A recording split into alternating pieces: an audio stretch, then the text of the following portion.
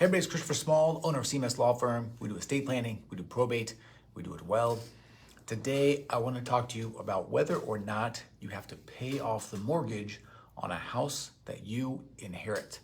Before I get to that, I want to remind you, if you have questions about this or anything else related to estate planning or probate, you can talk to us over the phone for free by going to cmslawfirm.com. Okay, so I made a TikTok video about transfer on death deeds a few days ago, and it caused quite a stir. People were really interested in that topic. One of the questions that kept getting asked over and over and over again there, and answered incorrectly by fellow TikTokers, was whether or not the mortgage was due when the house was inherited from the decedent. And the short answer for me was no.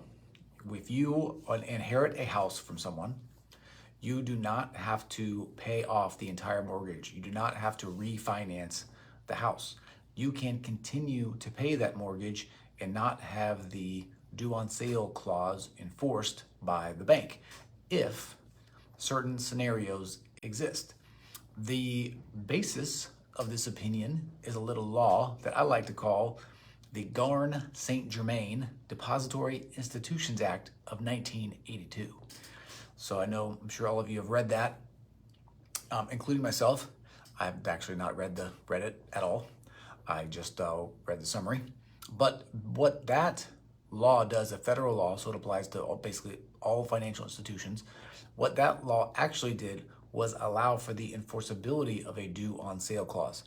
So for example, if you transfer the property to your LLC, as we've talked about, I think in the past, that triggers or could trigger the due on sale clause for the bank. If they asked you for their money, you would potentially have to pay it if you violate that term of the contract. There are some exceptions to the Garn-St. Germain Depository Institutions Act of 1982 that do not allow for the due on sale clause to be enforced.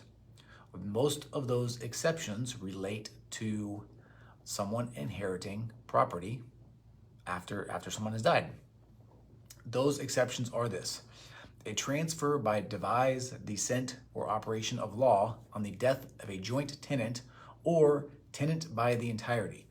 What that means is if you own property with someone as joint tenants, basically co-owners, and one of the two of you dies, that their interest automatically transfers to you. The bank cannot use that event as a trigger for the due on sale clause. Number two, a transfer to a relative resulting from the death of a borrower.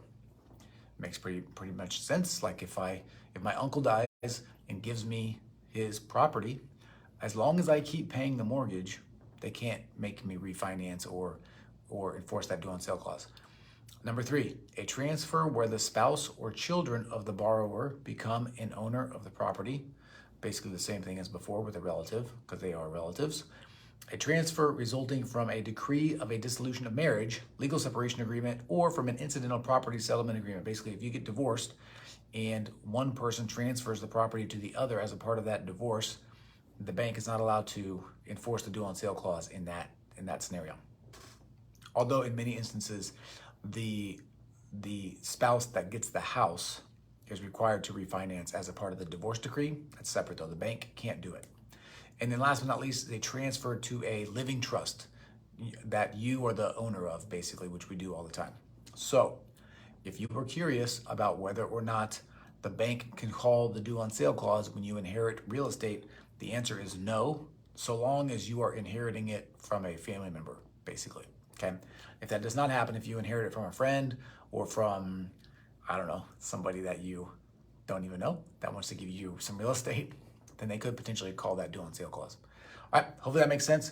If it does and you like this, please hit the like button. If you don't want to miss this, you can subscribe. If you have questions or comments, please leave them. I will answer them. And if you have questions about this or anything else related to estate planning or probate and you want to talk with us over the phone for free, you can do so by going to cmslawfirm.com. All right, that's it, everybody. As always, I am Christopher Small. I'm the owner of CMS Law Firm. We do estate planning, we do probate, we We do it well. Thank you for your time. Thank you for your attention. I appreciate you, and I will talk to you again soon. See ya.